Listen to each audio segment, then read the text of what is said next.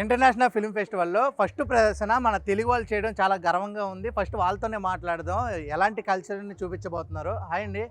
Hi నమస్కారం అండి. ఏవండీ ఎలా అనిపిస్తుంది ఇక్కడ ఫస్ట్ మీరే రావడం?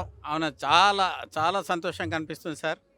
ఫస్టు ఈ పేరేడ్‌లో ఇవాళ ప్రారంభోత్సవ కార్యక్రమంలో మొదటిగా మా ఏదైతే తెలంగాణ నేలకు సంబంధించినటువంటి ఆదివాసీ కళను ప్రథమంగా పెట్టారు. చాలా ఆనందంగా ఉంది సార్.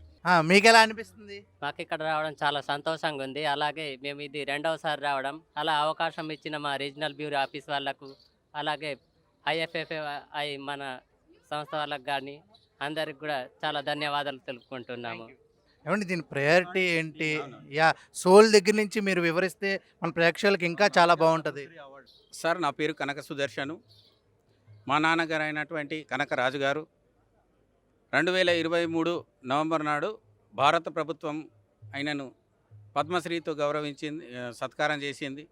అయితే ఇది మన తెలంగాణలోని మారుమూల ప్రాంతమైనటువంటి ఆదిలాబాద్ ఆదివాసీ పోరాట యోధుడు కుమ్రాం భీం జిల్లాకి చెందిన వాళ్ళం మేము.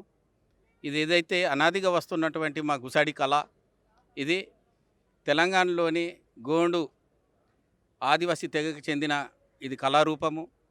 దీన్ని ప్రత్యేకించి దీపావళి మాసంలో దండరి ఉత్సవాలుగా జరుపుకుంటాము.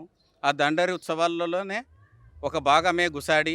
ఈ గుసాడిని జటశంకరు, నిరాంకార్ గురు అని మేము కొలుచుకుంటాము. ఇది ప్రాచీనమైన కళ, అతి పురాతనమైన కళ, తాతల ముత్తాతల నుంచి తీసుకొస్తున్నటువంటి కళ.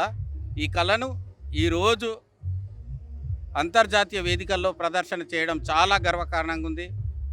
మేము ఇంత చక్కటి మాకు అవకాశం కల్పించినటువంటి regional bureau of communication Hyderabad వారికి ప్రత్యేక ధన్యవాదాలు తెలుపుతూ, ఇక్కడ international film festivals of India ఈ వేదికల్లో దాదాపు 16 రాష్ట్రాల వారు కళాకారులు ఉన్నారు. వారితో పాటు మా కళను కూడా ఒకే వేదికలో చేయడము ఇంకా చాలా గర్వంగా ఫీల్ అవుతూ, ఇంత చక్కటి అవకాశం కల్పించినటువంటి ప్రతి ఒక్కరికి ధన్యవాదాలు తెలుపుతూ, జై ఆదివాసీ, జై తెలంగాణ.